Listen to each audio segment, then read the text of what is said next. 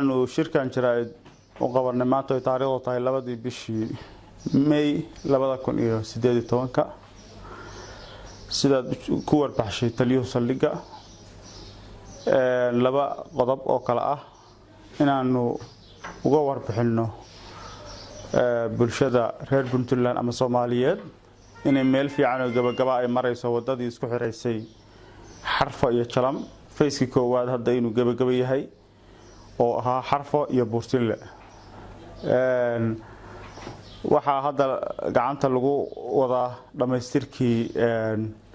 fayski koowaad wiigana waxa la saarayaa laamigi waxaana ku xigi doona wiiga labaad